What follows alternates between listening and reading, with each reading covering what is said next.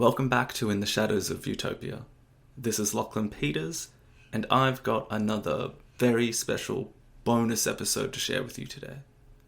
So, back in November of 2018, before I went to do an internship at the Documentation Centre of Cambodia, or DCCAM for short, I was able to set up an interview with my former undergrad thesis advisor, and one of the foremost experts on Cambodian history, Professor David Chandler. David is the author of many titles associated with both Cambodian history and the Khmer Rouge regime, titles such as Brother Number One, A Political Biography of Pol Pot, Voices from S21, The Tragedy of Cambodian History, as well as A History of Cambodia, which I've quoted on the podcast in recent episodes. He is currently retired, but in the past he taught at places such as Cornell, Johns Hopkins, as well as at Monash University in Melbourne, which is where I first met him in 2012. David recently received an award for distinguished contributions to Asian studies for his extensive scholarly work on Cambodia's history, politics, and culture. In this interview or discussion, we speak about David's career as an academic, his experience visiting the country soon after it opened up again in the 1980s. We talk about him testifying as an expert witness in the trial of former Khmer Rouge leaders, as well as his thoughts on the historical debate about whether the crimes of the regime can really be defined as genocide. It was a great pleasure to have this conversation with David, but I should mention that the interview itself is aimed primarily toward the historiography of the period, rather than an explanation of events that transpired. So, it may not exactly be easy listening for those that are unfamiliar with the history itself or the wider scholarly works that have been written about the subject. For those that are unfamiliar with the history of the period, you might find that this interview would be better revisited once the series itself is complete, but I do provide small bits of context throughout the interview, as small details require a little bit of explanation. Also, just a note on the audio itself, we were set up in his living room with just one mic, so please excuse that aspect of the interview, as well as, the occasional tram you might hear going past in the background. Alright, so with all of that in mind, I give you Professor David Chandler.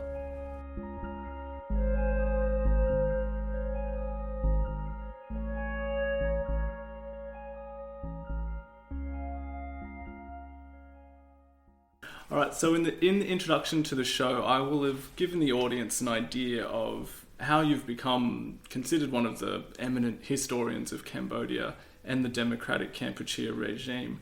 So I'd like to just jump right in, if that's okay, and begin our discussion in and around the time that the Khmer Rouge came to power. So, as the civil war was coming to an end in Cambodia, and it became increasingly clear that what the outcome was going to be, can you explain what it was like watching these events unfold in early 75, and in particular what the 17th of April looked from your perspective? Sure. I mean, I was at Monash University then. I had been for 3 years already. I was seeing what I could about what was happening up there. I hadn't really followed it very, very closely. I'd hoped that the Vietnam War would end sooner than it did, but it didn't. I didn't know anything about the Khmer Rouge as a movement. Nobody did at the time. I was surprised, of course, with the immediate response of the takeover. Everybody was, when the Khmer Rouge sent people out of the cities and started killing high-ranking members of the former regime and so on. All that's documented. That period is documented very nicely in the movie Killing Fields, which is quite an accurate depiction of that final period of certain kind of Cambodian history. Yeah. But I mean, I was glad. I mean, I think I was sort of sharing it with Cambodians without being too. I didn't concentrate on that. My writings were all about pre-colonial Cambodia. My thesis was pre-colonial Cambodia. Mm-hmm. and I was writing articles, and such as they were, was about pre-colonial Cambodia at that period. I didn't write first. I wrote one piece in '76 about the Khmer Rouge a year after they took over, but basically I didn't concentrate on it. I wasn't a contemporary historian. I didn't think I was enjoying myself doing the stuff I was doing further back, and working on a history of Cambodia, thinking of doing that from Angkor, all up. So yeah, it was scary. It started to be scary. And the blackout was very scary. And then in '77, I had a sabbatical in the United States where I was in Massachusetts, and more news was coming in. We had Paul Show's book came out, and I sort of shifted away from a kind of can't tell attitude to this must be pretty awful attitude, which is what I've stayed with ever since. Yeah. But I have to say that didn't really happen much before '77 in terms of public statements of mine. And when were you able to return to Cambodia? Well, I wasn't able to return to Cambodia for research until 1990, but I had 1971, I had done research for my thesis in Phnom Penh on two-week stretches, which was fun.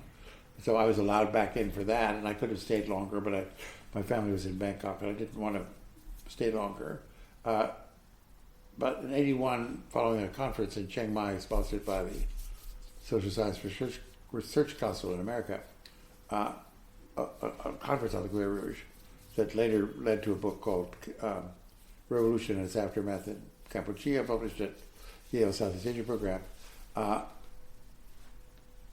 That was when the backwash of that, thanks to particularly Ben Kiernan, and who'd been to Cambodia before in the early '80s, or '80, the year before, and Michael Vickery had been there a year before. We were allowed into Cambodia for a few days as a sort of a delegation, I guess. And we were spoken to and taken around and went to the museum and went to the archives and took photographs and so on. And it wasn't really Cambodia, and it was pretty depressing, but I was there for 3 days. I didn't write it up. Then I didn't get back till '90 when the state of Cambodia was operating, and they allowed, Westerners in to do research. And that was an interesting time. That was when That's when you begin writing sort of some of the books you're most famously associated with, like Brother Number One, The Tragedy of Cambodia. The tragedy book was, they were both in process at the time. Okay. The tragedy book was started in '87. Okay. And by '90, by '90 that had been sent to the press. It came out in '91. Yeah. The Pol Pot book I was writing sort of in tandem, but it was due later. So I did pick up some information for the Pol Pot book in those visits in 1990 and again in 1991. Got nice, interesting data, so cabinet meetings and stuff, which is good, and some interviews. So the Tragic Cambodian History comes out in '91. And then it's in the fall. That's right. That's when I was in Paris. It came out when I was in France on sabbatical again. Then the other book came out in '92, Brother Number One, revised to '99 when after Pol Pot died.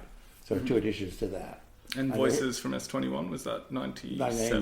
99, okay. Same as the second edition of Pol Pot.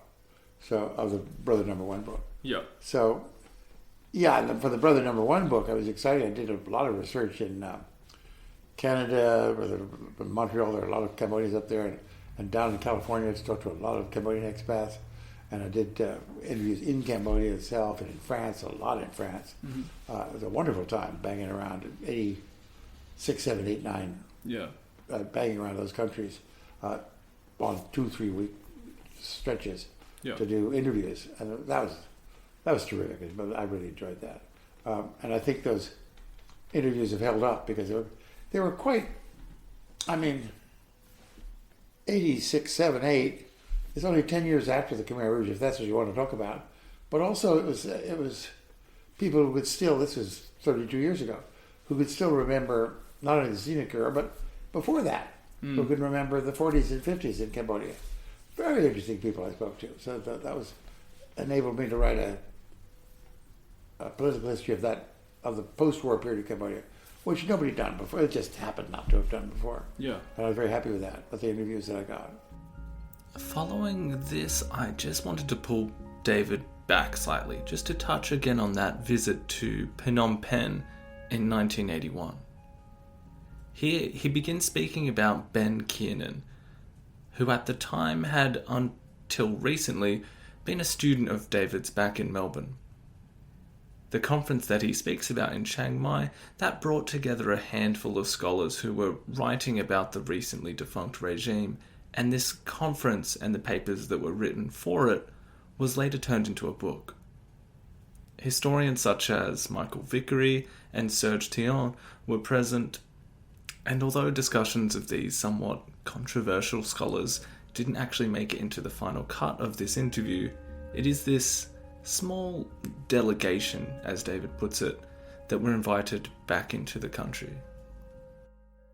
Ben and I edited that together. He was still a graduate student. And I gave him a co-edit because he got some of these people on board, people I hadn't known. He knew how to get them, so it was good. And we were still, pretty close, right through his thesis, basically. And then, anyway, we came into Cambodia for 3 days with Michael and Ben and Serge and me and Shantu, Ben's wife, 5 of us. Mm-hmm. 4 days of Phnom Penh. It was quite spooky, but I was very interested. Was that 81 or 82? Yeah, 81.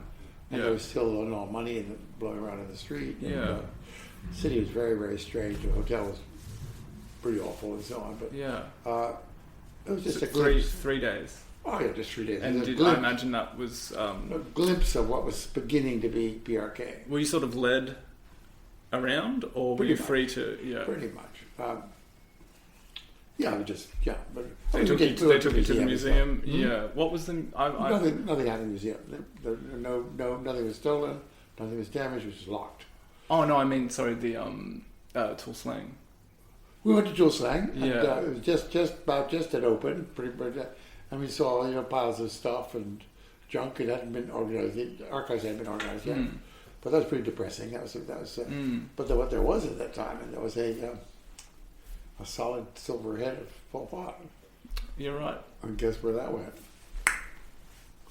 Whoopsie daisy, got that out of there pretty fast. Where'd it go? Somebody just took it. Some Cambodian guy. Yeah. I mean, but it was one of the heads that they were making down in that. It looked like silver to me, but I don't know what else it would be. It wasn't bronze. Yeah. And so there's some of these heads just still around that the artistic team had made. Yeah. And so it's just 2 years later, you could almost smell it. It was so bad. So it was quite catastrophic little visit, which was interesting. Then,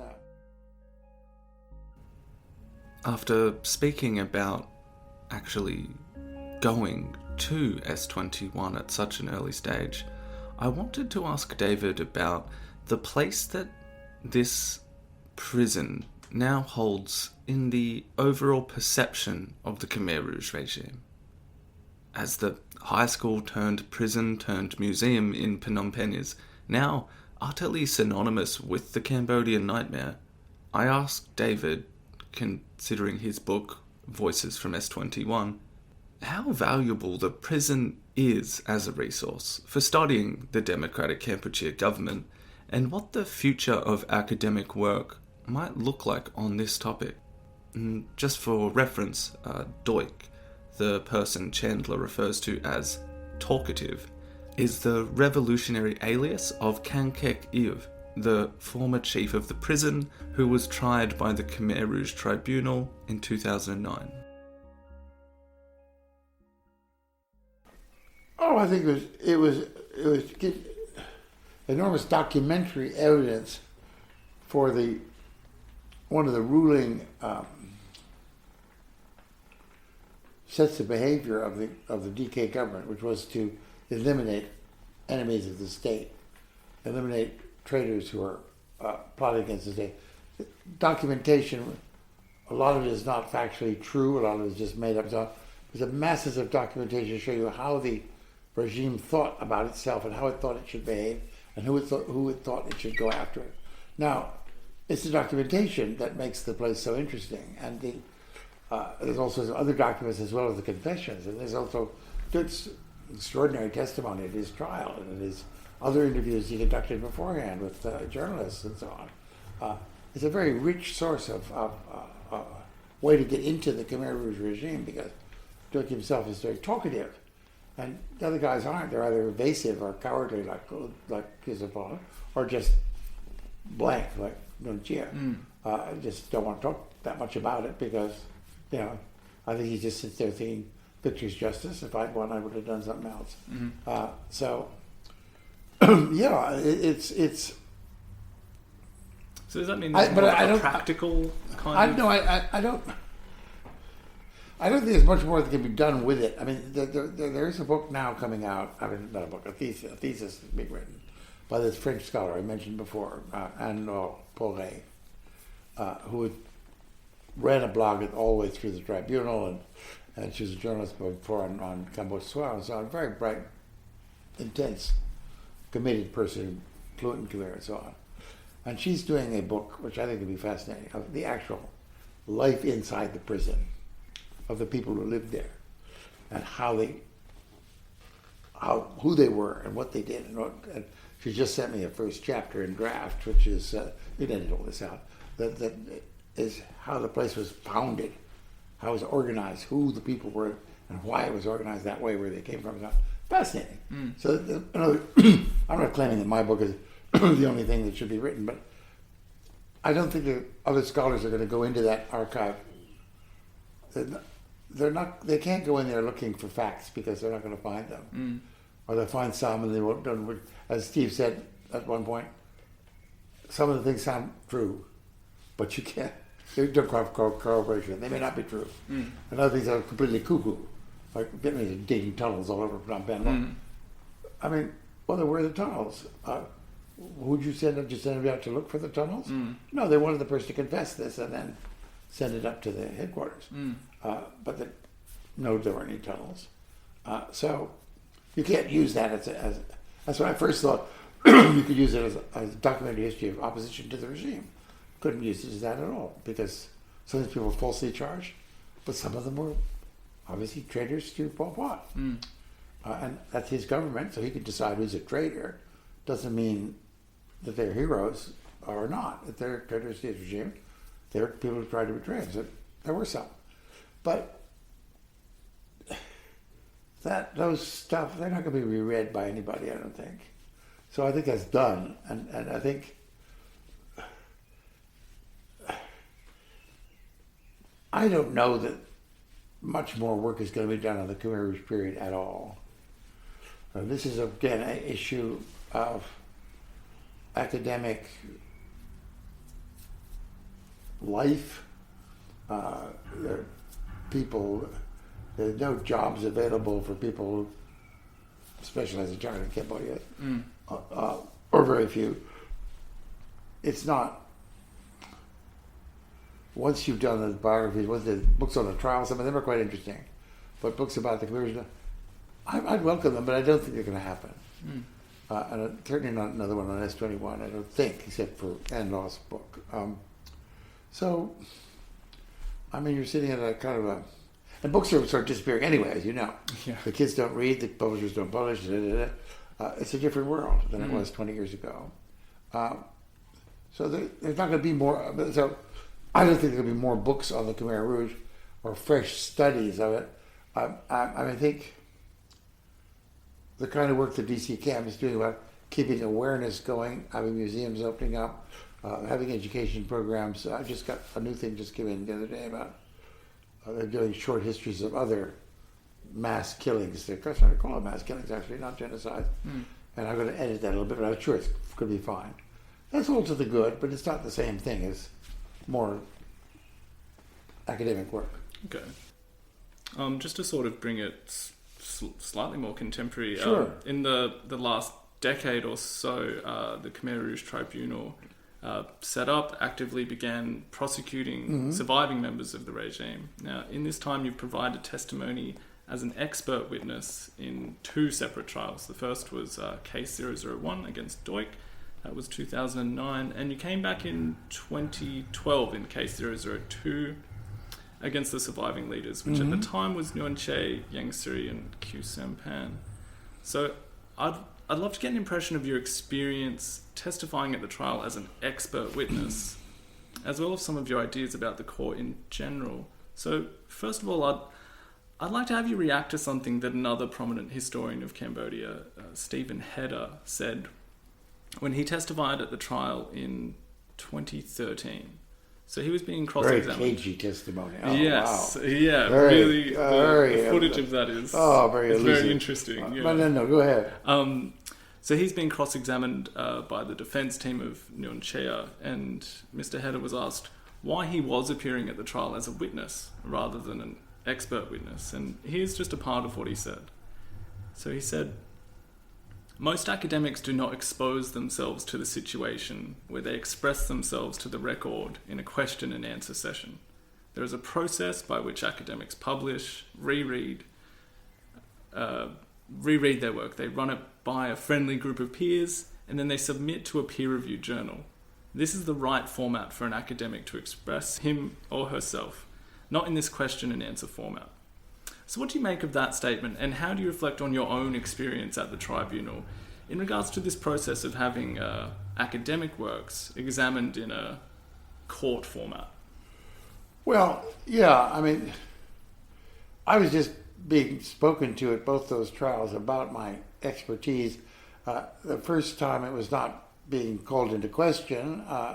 The defense for the French man called Roux, a very eloquent, helpful, I thought helpful, quite interesting person, was just trying to get my views of my book, S21, my views of Deutsch and his responses to the book, which he enjoyed, which is interesting. But, he just thought it was accurate enough for his point of view.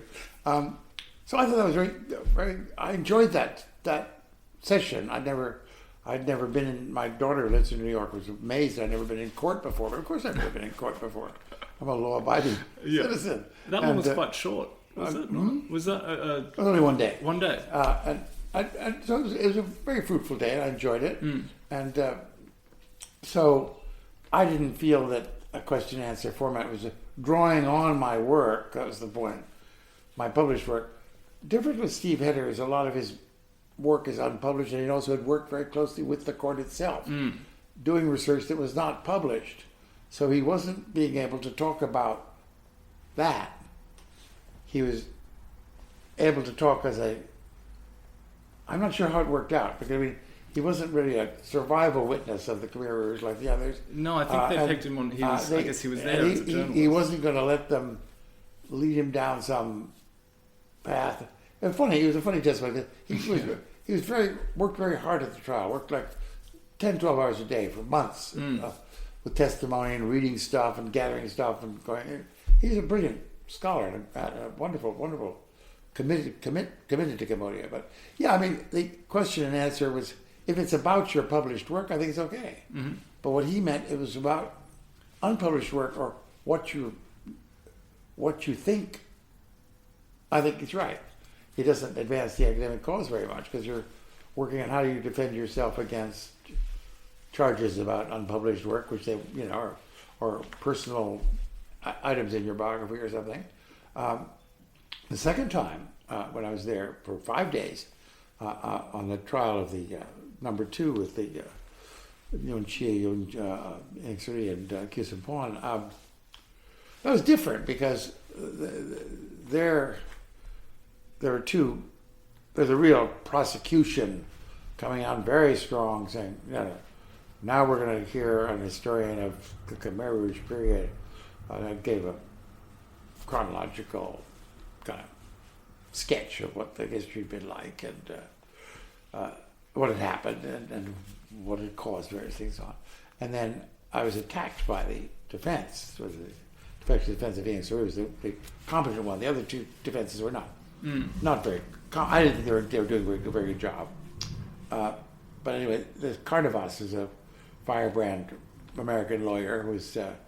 He wasn't saying that that Yang Siri hadn't done some of these things, or that the Khmer Rouge regime was but he was questioning the legitimacy of the court itself to get into this material.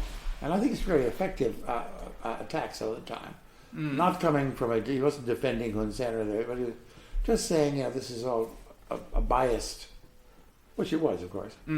Victor's justice is the phrase that's used. Yeah, there was a lot of, we want to put this on the record. And that being sort of... That's right. That was objected to, but we want it on the record. So his job with me was, that was a certain amount of relish, and I thought it was annoying, that it was to discredit my work as a historian, and he didn't manage to do it, and that was okay. But a bit of a waste of time, and of my time. Yeah. I mean, I enjoyed the whole thing. I think the thing, and I liked Justice Cartwright, the New Zealand lady. She's wonderful. Yeah. And she just asked very sensible questions, and one time I could edit this out if you want, but one time I was saying something, and Carter interjected across it, and I said, almost into the mic, I said, "Jesus, here he goes again." I said, she up there laughed. She should be muttered this. And she smiled and nodded or something. So she's my friend. It's okay. Yeah, I thought it was an enjoyable experience. I mean, it was, and in the evenings I was free, so I'd go out and see my friends and do different things. It was fun to do. It was fun to be up there, but in that period. Yeah. So that was. I was working with Sebastian Strange. I was working on his book, starting that out. I saw him a couple times, and so consulting with people, enjoying myself with doing some work. But yeah, that was the second time. The trial itself. Well, I think there were. This blog I just wrote for that I'll show you. I think there are three. I have a positive view about the tribunal now that it's over. Three positive elements. One is the generation of the vast amount of documentation, which will either be made available to the general public or not. But the fact is, so much of it is out there already that people who, if ever want to do a detailed history of the Khmer Rouge, that's the stuff to use, because the material that were gathered for this trial that was never around before. And you get a really nuanced picture of the Khmer Rouge period from the documentation. The second thing is it familiarized the over 100,000 Cambodians, I think 150,000, who came and visited the trial. And they came away. They'd been to see something. They'd seen the Khmer Rouge being discussed as a criminal enterprise by people who were trying to do their best to setting out the facts. And I think they came home with some idea that there was some interesting work going on. The third thing is, a very simple anecdotal thing, is as I wrote in my piece, is it discredited the Hun Sen adage of 1998 when Nuon Chea and Kusaphan defected to that we should dig a hole and bury the past. Yeah. Well, this did not dig a hole and bury the past. It allowed that, so it contradicted that. So the three virtues I've found of the tribunal. You could talk for a long time about, administrative foul-ups, personnel mistakes, corruption of the Cambodian employees and so on, the indifference of the hostility, bordering on indifference of the Cambodian government. All those they're all negative factors. There are plenty of negative factors. It wasn't an unmixed blessing, but I think if you stand back from it, I think it's a good thing. It went on too long. They all do. They somehow they can't measure themselves inside a framework. The Yugoslavian one that went on for far too long. And all the information was there. Still happening. Yeah. And finally got a couple of people locked up at last.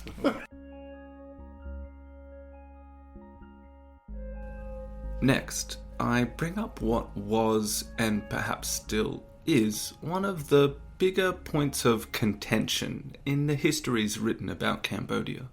In the 4 years that democratic Kampuchea existed, the staggering loss of life in this period, this is often simply labelled the Cambodian Genocide. However, the use of this legally defined term has been, in many cases, fairly liberally applied to this case study, and often in a politicised way. David talks about the definition of the word and how it's not really accurate to generally apply it to the events in Cambodia, as well as the other phrases that have been more or less invented to describe the actions of the Khmer Rouge. In A History of Cambodia, you lay out the discussion between the variances between some academics and historians on the term genocide. So, we have some people saying democide, auto-genocide, it was crimes against humanity, or it was a quintessential example of genocide advanced by some people. So I would just like to know what you think the best way of describing the crimes of the Khmer Rouge are, whether this has changed over time, and why you think there is such variance between the interpretation. I think crimes against humanity is strong enough to just say what they did. You could also call them government-sponsored mass killings. This is what they were. This was the elimination of class enemies and the collateral damage, deaths that were caused, particularly among the millions of people who were not accustomed to the kind of work they were made to do.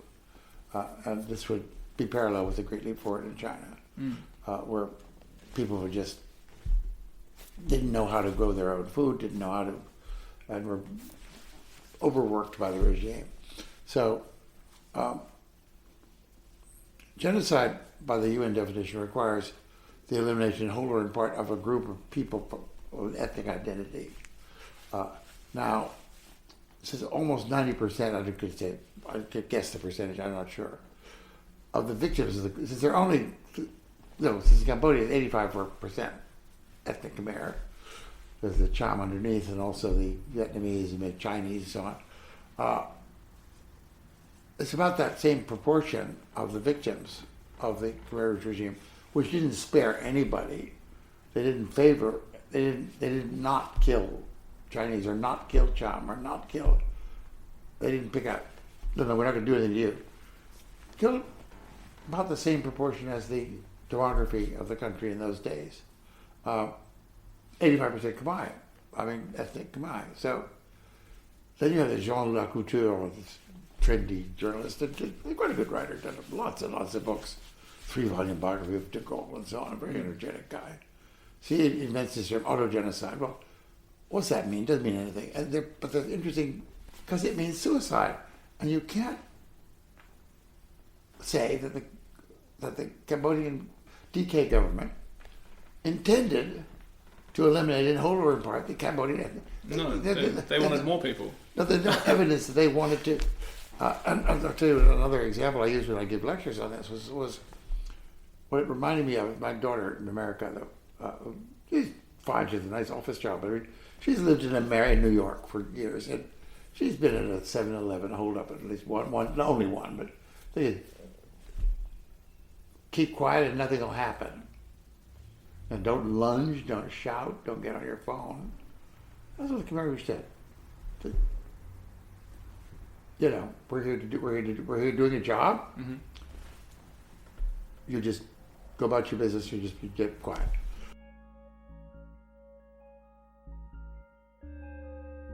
Next, we discuss this theme of genocide in relation to other specific authors and historians who've covered the period. I start with Alex Hinton, who wrote Why Did They Kill in 2004, which was an attempt from a kind of anthropological angle to explain the mass killings.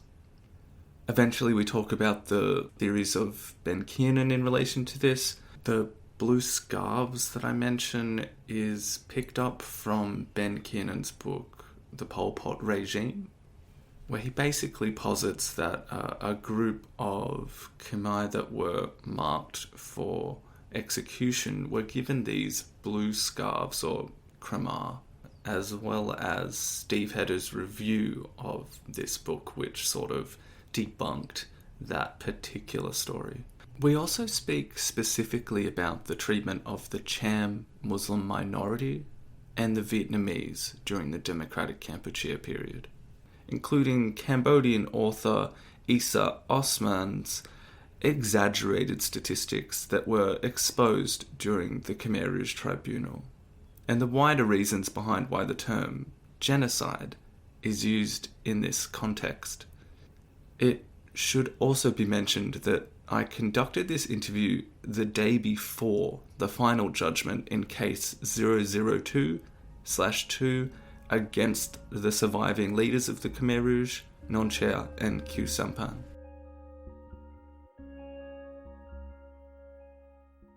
I loved Hinton's book, Why Did They Kill? What do you think of that one? I think he's pretty dogmatic. He's a friend of mine. He was very good with me. But I don't think genocide happened. I think he got on the bandwagon too early. I just doesn't prove it. Yeah. And I thought the last book, the one about dirt, was not good at all. Okay, I haven't read that one yet. I was going to pick it up. That's not the point, man or monster. I mean, what President Johnson said about Gerald Ford, said he can't walk and chew gum at the same time. But he walked and chew gum at the same time, or there 3 or 4 things he was doing at the same time. He's a brilliant mathematician. He's sadistic. Yeah. He's a great bureaucrat. Great bunch of stuff. He was all of those things at the same time. Yeah. And man or monster, I mean, too binary. It's just much too binary. And now, why do they kill? Is okay, but if you read it, you'll find there's only one source, and the source is this famous guy who's been overworked. He's the guy who used to take people out to Chung Ek. Who? Yeah, and he. Who knew? No. You know his name. Yeah. The Vietnamese picked him out, and they put some people in jail for a little while, which has been too bad. For him, they said, okay, their punishment, you'll be the one that people can talk to. They hung him out to dry, basically. Right. And so he would talk a little bit, and then a little bit more, then a little bit more, and a little bit more. Yeah. And always, he's in Ritchie's film. Yeah, he's the focus of the I talked to him. I interviewed him myself. And so he was the one that Leung is called in his book. They still trot him out. It's the same guy. Yeah. One guy. He's handing out books in high schools for DC Cam. DC Cam isn't working. Well, he needs the money. And of course. I think he has come up with a lot of regrets, deep regrets. But he came from no place, poor peasant and so on. But what I'm thinking, you can't build a genocidal societal theory out of this one guy. Okay. And the reason was that Hinton was too early for Hinton to get a whole bunch of access. The government was there was still a lot of grenades around. Yeah. It was just. It seemed like he was mostly out in. It was early Untac, I think. And it was. I mean, he's a courageous guy. It was unsafe where he was, but he didn't. I mean, to my mind, I never reviewed the book, and Biden endorsed it, I think. But I do believe you're on the front cover. I think he knew what he wanted. I didn't go looking for it. Okay.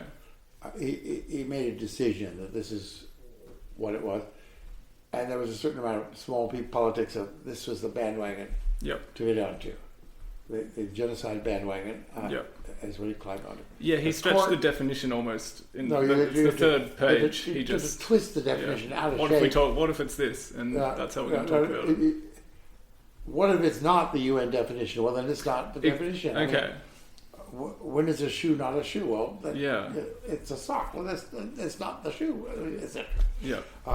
But that was where people went because the Cambodians, particularly, because believing the Vietnamese mythology, that was what Cambodians wanted because it was so bad.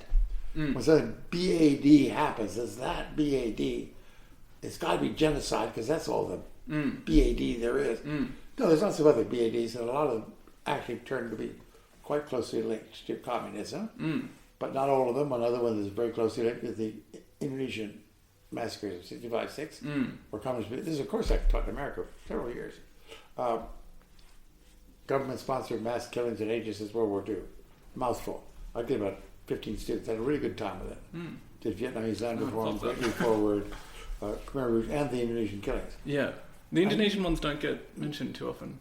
I wonder if you saw the documentary. There are a lot of new books coming out about them. Yeah. And again, trying to twist the definition to make it genocide. Yeah. But when they were their own people, and it can't. Anyway, Well, I do have that question in there, but I sort of came to that as well. I had my own little where you read, and I imagine most people, they might pick up Kiernan's Pol Pot regime first, and you go, oh, the Blue Stars, this was genocide, and then you read some more nuanced takes. Philip Short's biography, I know you're an admirer of. Yeah, and his treatment of these are crimes against humanity. This is it. And I found that compelling. And the Blue Scarves, anyway, if they're Khmer, they're not killed because they're Khmer. Steve Hedder killed that in his review of it. They're killed because they're enemies of the state. Yeah. And this is a communist thing. They're the people that started with that wonderful French word, counter-revolutionary. They're the people that can change definition every day, because you can always decide what the revolution is and anybody who disagrees is a counter. It goes back to Robespierre. Yeah. And it goes right on through the whole movement. But anyway, so that didn't work with Hinton. I mean, I'm just taking away from Hinton. Yeah. But it got funding for DC Cam because government-sponsored mass killings is too much of a mouthful. Genocide is so appealing. Yes. That's where the money is. It doesn't matter. I mean, the people are just as dead. As a matter of fact, in China, the Great Leap Forward, 20 million. That's a hell of a lot of people killed by mistake. Yeah. Or as collateral damage, is what I was saying. Collateral damage to the policy that made no sense. And the poor Cambodians, of course, in that particular case, I mentioned it somewhere in my books, they thought it had succeeded. They thought the Great Leap Forward, because the Chinese they didn't admit until the mid-90s that it was just a colossal failure, which is why Mao was sidetracked and then had to recast himself to come back again with the Cultural Revolution to stir the country up, stir the soup up, make a big turmoil, have a big revolution again. But they knew he was responsible. He was edged off the center stage there after the reports all came in about how awful it was over the years. Just people melting down all their metal and not taking care of their crops. Well, you hear the same sort of things, the isolated bits of cannibalism, that some of the more extreme the communist things in Cambodian ones. A lot of good articles. Yeah. I mean, that, and on such a big scale. Pol Pot was trying to do the same thing, but he didn't realize what had happened. Yeah. And so what happened was the same thing. Yeah. I mean, he just ran in and everybody got killed. That's exactly what happened in China, but he didn't know that, which is it's the way those people behave with each other. Yeah. They don't admit failure. But anyway, so that was the genocide thing just doesn't. And it's getting fading now. What do you take on the? Do you think the definition can be put on the Chams for genocide? No, because there's too many Chams survive, for one thing. And when you read genocide, eating pork and having your hair cut is not genocide. I mean, what's genocide is herding them into, which they didn't do, herding them into trucks and stuff and carting them off and not disappearing. A story, I've got a little thing I just wrote that I'll give you that went to a blog in Europe. Did you read the book by Thierry Crevellier about Dut called The Master of it's wonderful. It's a French scholar friend of mine. What a lovely book about Dut. Anyway, the point being, there's a book about them. Anne-Laure Poré, the gal who's doing work, French woman who's doing work on S21, and she challenged one of these guys, at DC Cam, in this book about, and the statistics are all. I know the guy. The statistics don't add up. They don't work. Yeah, they said there was like a million Chams. No, and he said, yeah, his answer was, it was all in a good cause. Yeah. I mean, it was a lie, but it was in a good cause. Yeah, my interviewers, I basically told them what to say, and so that was the charm. Now, the Vietnamese, it does work, and because in '78 the orders went out to kill the Vietnamese who were, I would say, uninformed enough to stay behind. I think probably because they were married to Cambodians. Are we talking about how many people? We don't know. Less than. This is the point. We don't know. But there's enough that were killed because they were Vietnamese, and that's genocide. Yeah. And this is probably what the court is going to have a judgment tomorrow. Tomorrow, yeah. And my guess is they'll say genocide for both, just to please the pressures they've been under. But they've avoided this for years. They've avoided the auto-genocide thing. They've been very, very. Because Hun Sen wouldn't mind if it's accused of genocide. He wouldn't mind. No. But it doesn't work. It doesn't really fit. And I was in DC Cam, what did this be, 20 years ago? No, less than that. But anyway, there was a bunch of law students out from an American university, or two American universities. Yeah. Had law students out for their summer to work at DC County, border guys do what you're doing, but study what's going on, and they had a moot trial. Was it genocide or not? And there was an audience to vote on what the two. And they were good law schools. I heard of like Northwestern and stuff. Good American law schools, not backwoods evangelistic or anything. These were pretty good, high quality students. And how they came down with not is they couldn't prove intent. That's a key point. But with the Vietnamese, there's documentation saying kill the Vietnamese, make sure Nguyen Chia and Hussein would have known about it, so you could blame them for it if you want to blame them. But when I was there that very summer, or was it later anyway, but the same issue came up. Again, American law students. And I said, Ben Kiernan book, he said 10,000. I said, I asked a student, I shouldn't point like that, and I didn't to her, but I said, research that figure, where's he getting it from? And she said, oh, that's interesting, I'll do that. I never got back to me, probably couldn't find it, because A, it wouldn't be documented, and B, I doubt very much of that many Vietnamese still in Cambodia in 78. Yeah, well, you could just get across the border and flee. They're all sent out in 75, 6. They had an agreement before they even started the war.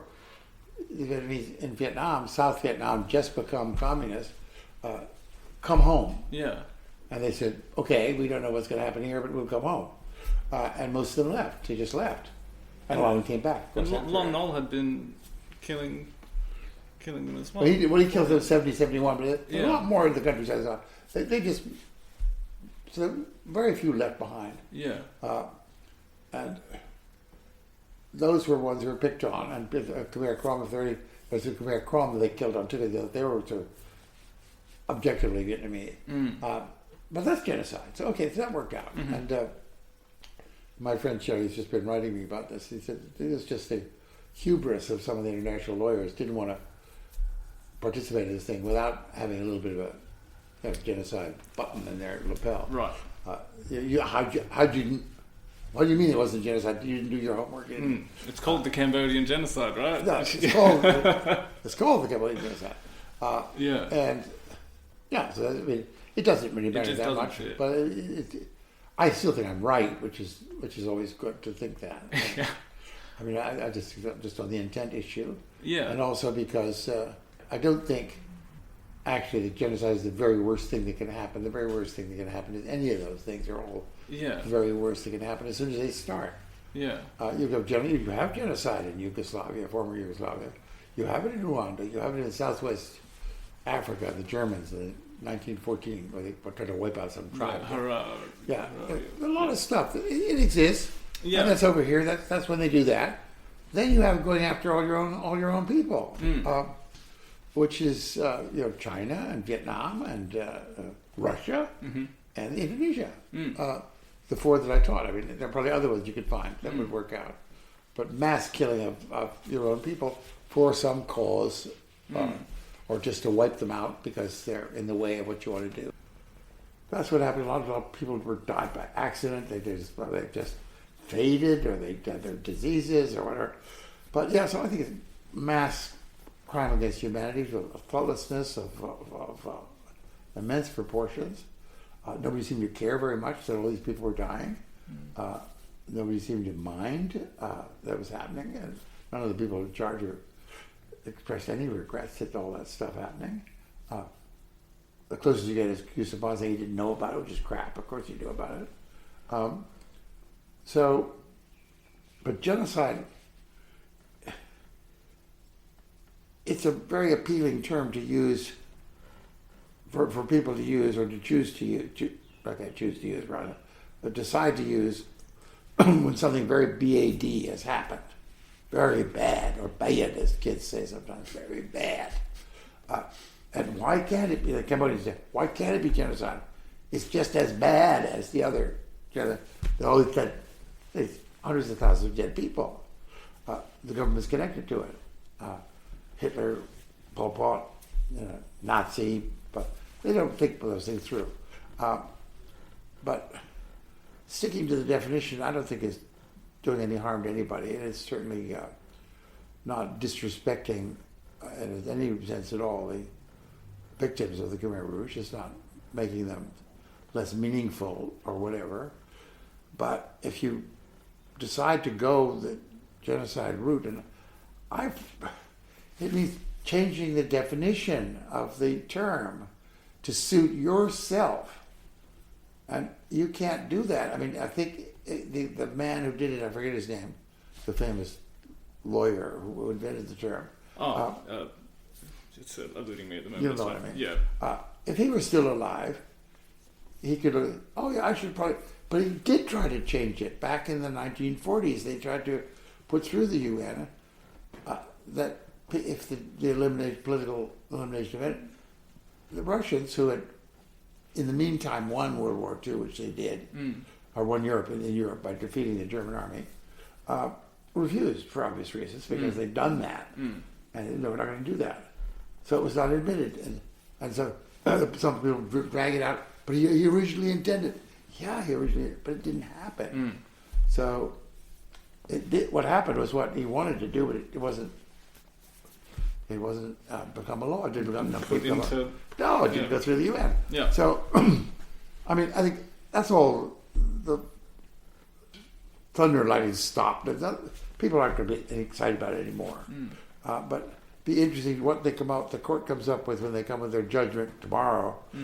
Whether they will decide if they're only saying that indicting for genocide against the Cham Muslim minority population and the Vietnamese minority population.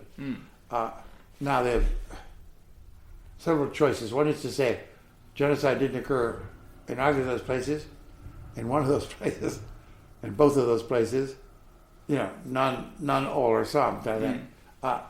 My guess is, under pressure from all kinds of people who've been funding the trial and so on, because they seriously believe that what happened in Cambodia was so bad, you have to call it genocide. That's basically what it boils down to. They will nod to those people. Say, yes, this is what happened to those two minorities, and that's it. And then you can put that label somewhere near. Onto the minorities, but they've avoided auto-genocide, which makes the concept makes no sense. Yeah. There's never been a regime in. Oh yes, we get. Do you remember? You probably don't remember. No. Do you remember this mad Protestant minister called James Jones? Of course. There it is. He with intent, he intended to eliminate all his followers, including himself. Yeah. That's not auto-genocide. That's auto-genocide. That's an example. It has happened. But that's the only one I can think of. Several thousand people in the late 80s. That's right. Yeah. I mean, that's fun. They kind of had their own little country going there. At least a town. It has happened. But having a national policy is absurd. That strikes me as absurd. So, any more? If you wanted to talk about any new books or articles you're working on at the moment, if you want to inform us about that. What I'm working on now is quite different from that. Nothing. I mean, it's about the British Gurkha colonel who accepted the surrender of the Japanese in Cambodia in 1945. Okay. And that's a kind of more British history with a sort of Cambodian chapter in there when he did that. That's what I work on at the moment. I'll send you this blog thing, which says a lot of things that I said today. Yeah, that'd be great. I'll just for the sake of recording, I'll just on I will say thank you so much for inviting me into your home today and sharing your time with me, David, because it's been an absolute you're pleasure. most welcome. All right. So there you have it. That was Professor David Chandler, the second fascinating interview we've had from the Chandler family on this podcast. David's books are usually prominently displayed in any bookstore that might have a section on Southeast Asian history, so please check those out if you want to read one of his excellent works on Cambodia or the Khmer Rouge. feel free to go to www.shadowsofutopia.com for more information about this podcast or myself. And thank you very much for listening. Until next time.